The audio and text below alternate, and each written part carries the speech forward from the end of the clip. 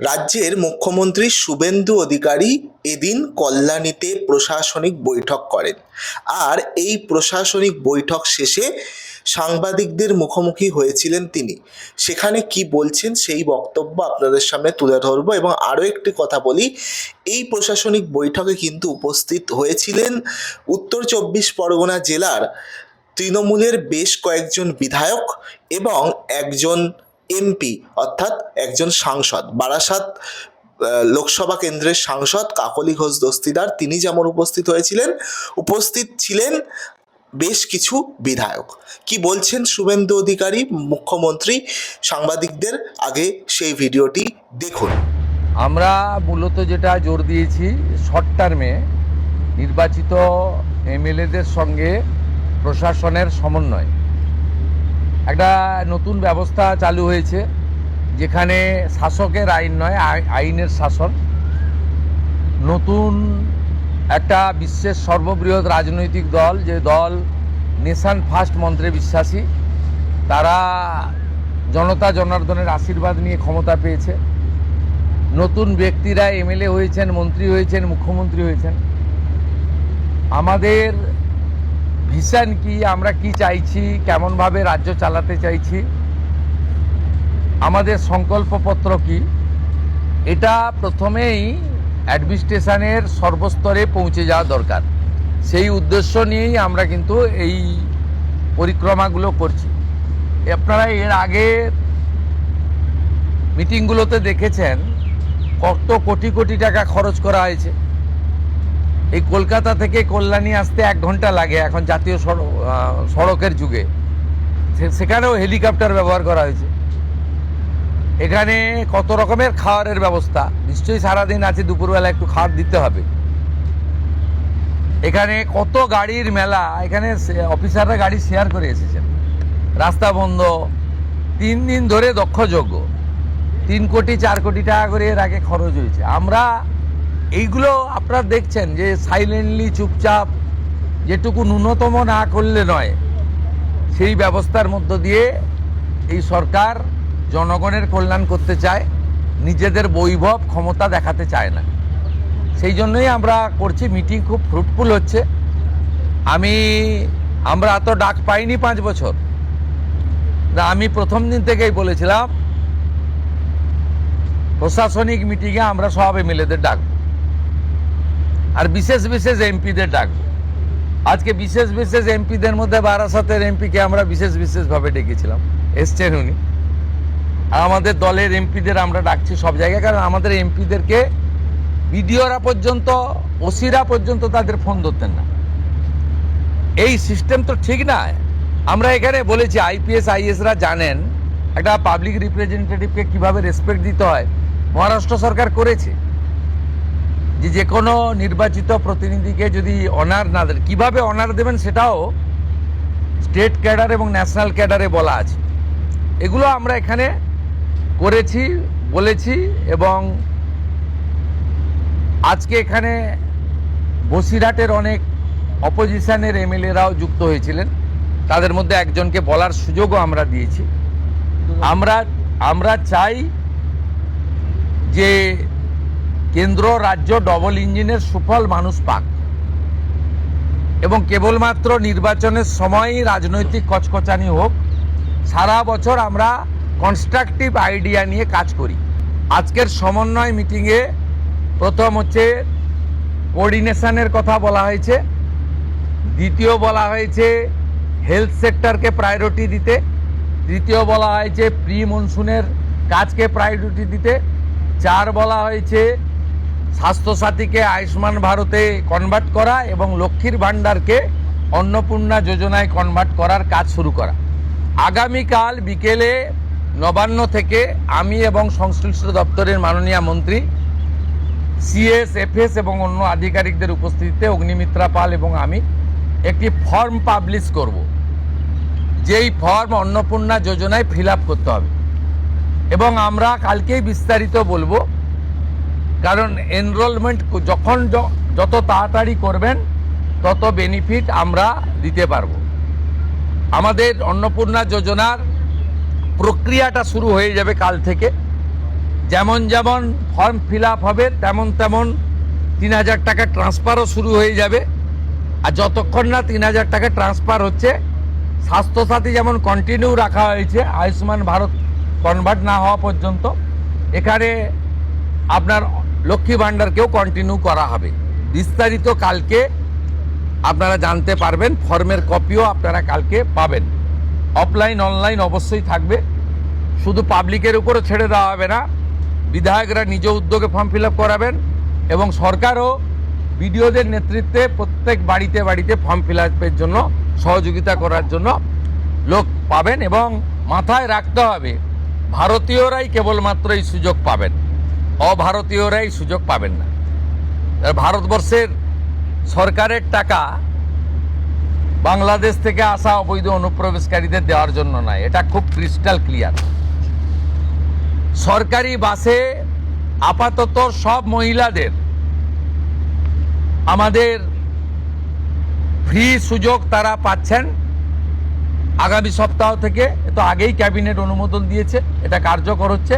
কিন্তু আমরা এখনই সবাইকে, সব মহিলা বললে সুযোগ দিলে পরবর্তীকালে কিন্তু কার্ড করব। আমরা দেখেছি ডোমকলে বিগত সরকারের সময় পুরুষরা লক্ষ্মীর ভাণ্ডার পেয়েছেন।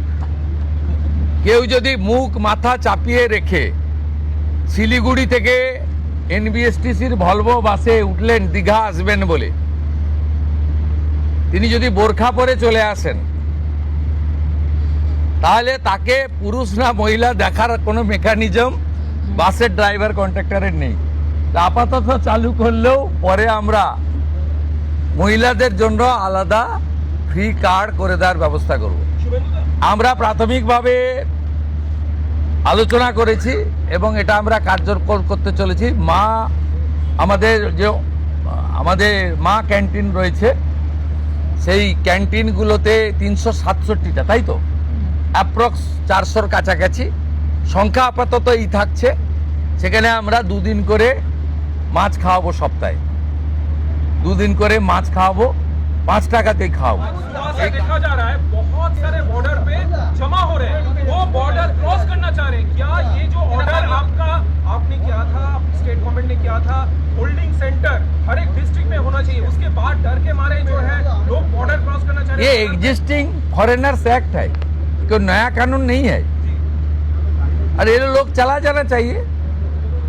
और उनका बांग्लादेशी जो नागरिक है उनका लेने का जिम्मेदार तो है उनका। तो जब हम लोग यहाँ से बोल रहा था तब वहाँ से उनका जो स्पोक्स पर्सन है, मैं देखा था सोशल मीडिया में और यूट्यूब में आया, जो उन्होंने बताया जो बांग्लादेशी है वो तो हम लोग ले लेगा। तो ये सब बांग्लादेशी है, इसको ले लेना चाहिए। लेकिन ये लोग को, पुलिस को हम लोग बता दिया जेल में भेजने का जरूरत नहीं है। देश के रुपया में खाना खाएगा, कपड़ा देगा, मेडिसिन देगा। एक दामाद है ये लोग। जल्दी जल्दी भागो, जल्दी जल्दी भागो, नहीं तो जो करना है सरकार करेगा।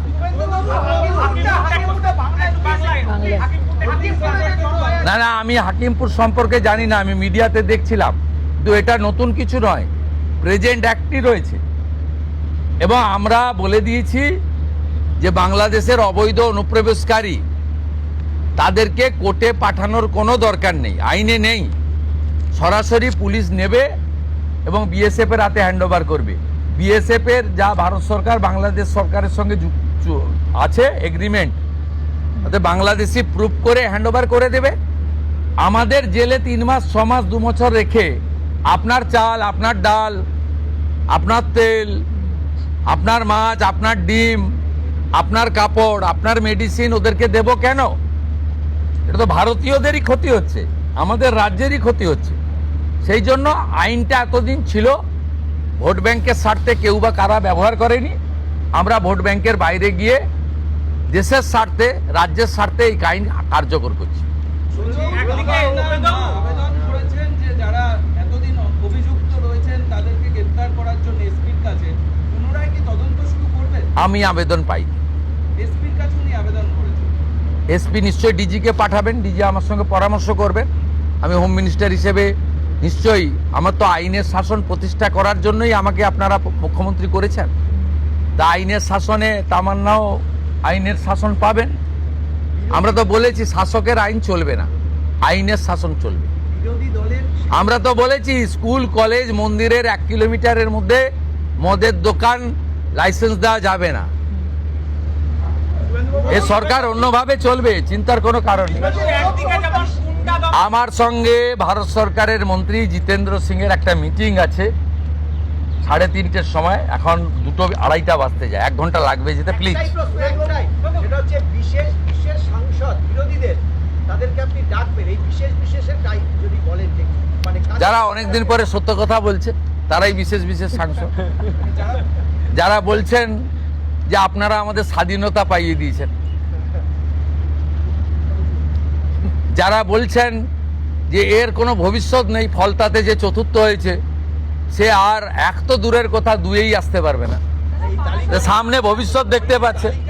এই তালিকা আপনার কাছে প্রস্তুত, এই তালিকা তৈরি আছে। এই বিশেষ বিশেষ সাংসদ না আমি বলবো না, আপনারাই তো দেখাচ্ছেন।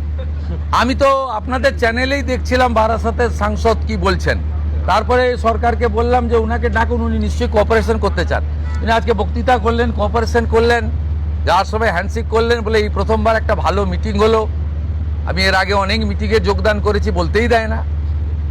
শুনলেন মুখ্যমন্ত্রী শুভেন্দু অধিকারী, তিনি কল্যাণীতে সাংবাদিক বৈঠক করলেন, অর্থাৎ প্রশাসনিক বৈঠক শেষে সাংবাদিকদের মুখোমুখি হয়েছিলেন।